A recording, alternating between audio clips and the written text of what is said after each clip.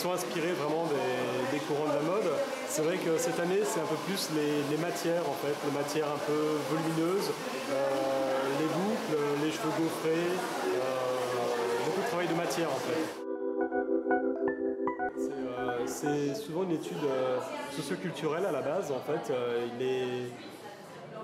Les bureaux de tendance comme par exemple Nelly Rodi, Peclers créent des tendances, aussi bien dans le domaine du design, de la mode, de l'architecture, donnent les grands courants de tendance.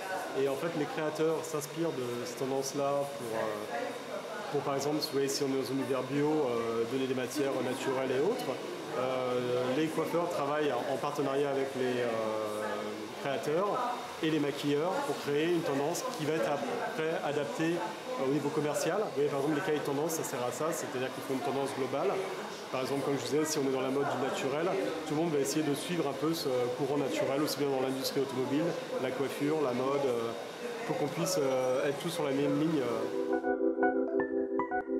Aider les femmes à s'approprier cette tendance-là et puis surtout pouvoir après se recoiffer le plus facilement possible à la fois chez eux pour la partie Babyliss grand public et pour la partie Babyliss Pro en fait nous donner à nous les outils professionnels de réaliser cette tendance-là. Alors le petit conseil que je pourrais donner aux jeunes femmes c'est de s'amuser un peu plus avec leurs cheveux. En fait c'est vrai que quand on est jeune c'est pas une question de moyens, mais souvent les gens ont des cheveux longs, des cheveux attachés. Chez Babyliss, il y a toute une panel d'outils qu'on peut utiliser. Il y a des fers à friser, il y a des gaufreurs, il y a des lisseurs. Donc pouvoir s'amuser plus avec leurs cheveux et puis essayer de trouver des looks un peu plus créatifs. Je sais que par exemple les Anglaises de Londres aiment bien s'amuser avec leurs cheveux.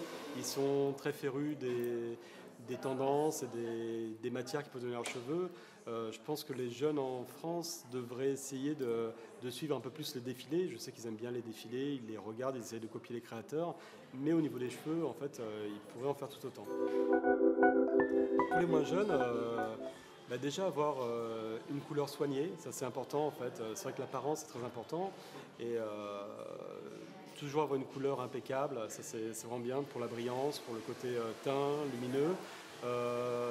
Et pour les moins jeunes, je pense qu'en général ils ont souvent trouvé leur style, donc s'entourer d'un bon coiffeur, ça c'est important, quelqu'un qui sera de bons conseils pour eux, qui pourra vraiment leur donner des bons conseils aussi bien au niveau de leurs cheveux, de leur tenue vestimentaire et de leur style pour pouvoir optimiser leur physique et leur coiffure. Alors, le conseil à éviter, c'est souvent de faire du copier-coller sur des looks. C'est-à-dire qu'il y a des icônes de la mode ou alors des icônes de la chanson. Et souvent, on a envie de leur ressembler, donc on s'approprie leur look. Ce qui n'est pas vraiment la bonne chose à faire, parce que chacun a son style, chacun a son look. On peut suivre les tendances, les influences, mais il faut vraiment toujours conserver son look et son caractère. C'est très important.